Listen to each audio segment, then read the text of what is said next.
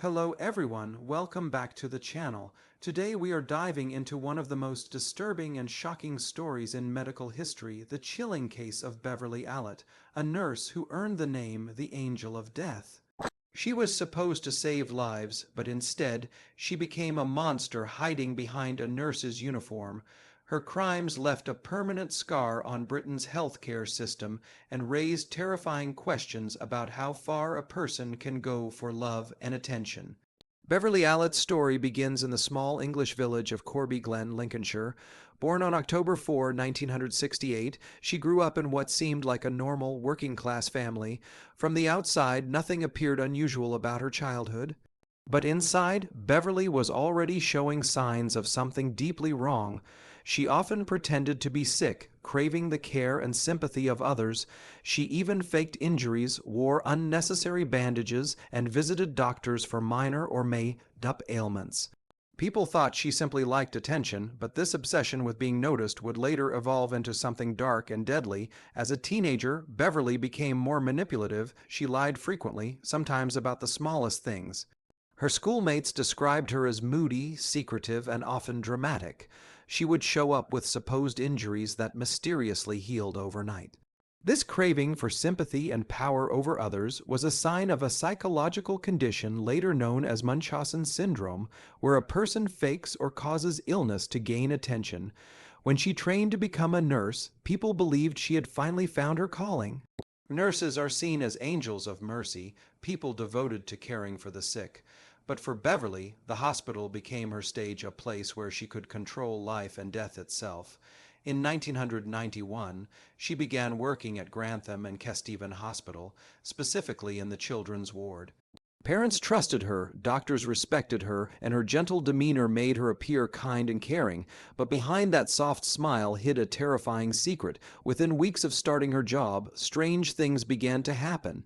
Babies and young children who were recovering suddenly collapsed. Some suffered cardiac arrests, others stopped breathing without explanation. Medical staff were confused and alarmed, but no one suspected Beverley. After all, she was always there, always the one calling for help, always the first to try and revive the victims. She seemed like the perfect nurse, calm in a crisis, always ready to assist. But it was Beverley herself who was causing the crises. Between February and April of 1991, she attacked 13 children under her care. 4 of them, Liam Taylor, Timothy Hardwick, Becky Phillips, and Claire Peck, did not survive. The methods she used were horrifyingly calculated. She injected some victims with massive doses of insulin, causing their blood sugar to drop dangerously low. Others she poisoned with potassium or injected air bubbles directly into their veins, causing heart failure. Each act was deliberate, cold, and cruel. The victims were as young as 7 weeks old. Their parents trusted Beverley, leaving their fragile babies in her hands, believing she was helping them heal. But instead, she was orchestrating their suffering. After each attack, she would act like a hero, pretending to save the very children she had harmed. This pattern of creating an emergency just to be the one to fix it was a hallmark of her psychological disorder.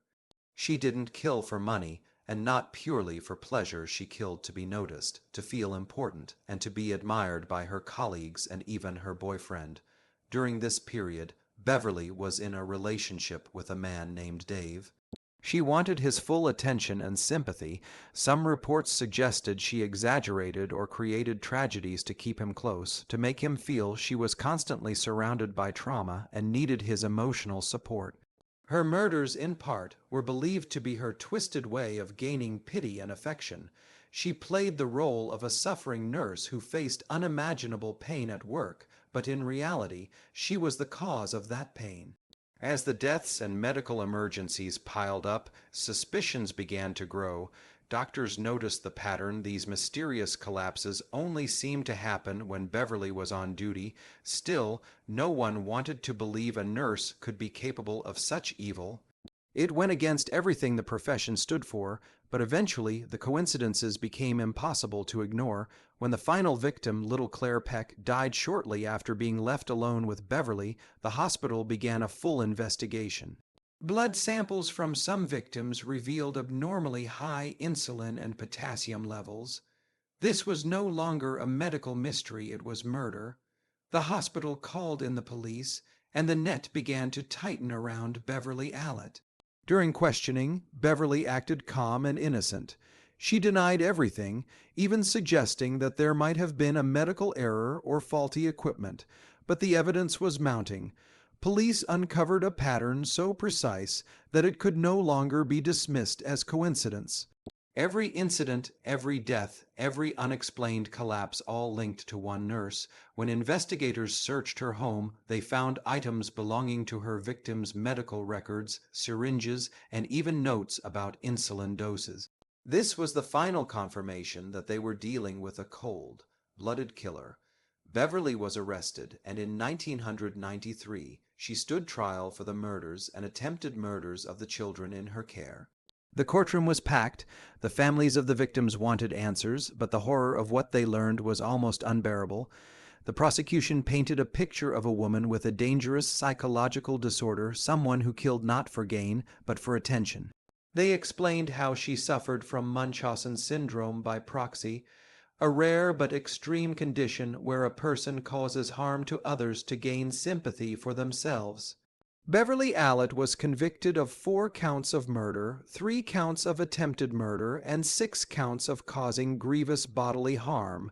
The judge called her actions evil beyond belief and sentenced her to life imprisonment with a minimum of 30 years.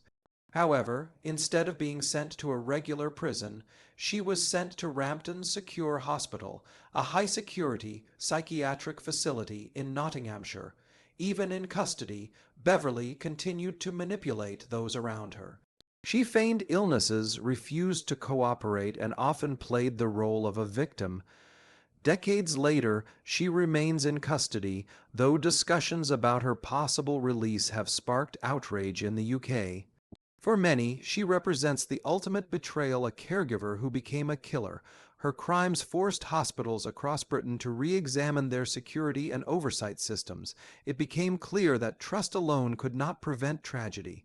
Strict new regulations were introduced to ensure that no single nurse or doctor could have unsupervised access to vulnerable patients without accountability. Beverley's actions had changed the medical profession forever. The story of Beverley Allitt is not just about murder. It's about the fragile line between compassion and control, love and obsession. It's about how psychological illness, when left unchecked, can turn a caregiver into a monster. She wanted love, attention, and admiration, but the path she chose to get them was paved with death. For the parents who lost their children, the wounds never healed. They trusted the system, they trusted the uniform, and they trusted the woman who smiled as she took everything from them. Beverley Allitt's name became synonymous with betrayal, a reminder that even those meant to heal can sometimes harm. Psychologists still debate what truly drove her. Was it mental illness, childhood trauma, or pure evil? Perhaps it was all 3. Some say she enjoyed the control, the power to decide who lived and who died. Others believe she was driven by a desperate need to be seen and loved, to fill an emptiness that had haunted her since childhood. Whatever the reason, the result was the same: innocent lives lost to one woman's madness. Today, documentaries, books, and true crime shows continue to explore her story. Each one tries to answer the same haunting question: how could a nurse, trained to save lives, choose to take them instead? The truth may never be fully understood, but the horror of her actions will never be forgotten. Her story serves as a dark warning about human nature and the hidden dangers of unchecked psychological disorders. It reminds us that evil doesn't always come in obvious forms. Sometimes it wears a uniform, carries a smile, and calls itself a healer. In the end, Beverley Allitt didn't find the love or attention she sought. Instead, she found infamy remembered not as a caring nurse, but as the angel of death. Her legacy is one of heartbreak and horror, and her story continues to haunt everyone who hears it. If you've watched until the end, thank you for staying with us through this chilling story. Don't forget to like, share, and subscribe for more deep dives into true crime and dark history, and always remember, sometimes the most dangerous people are the ones who look the kindest.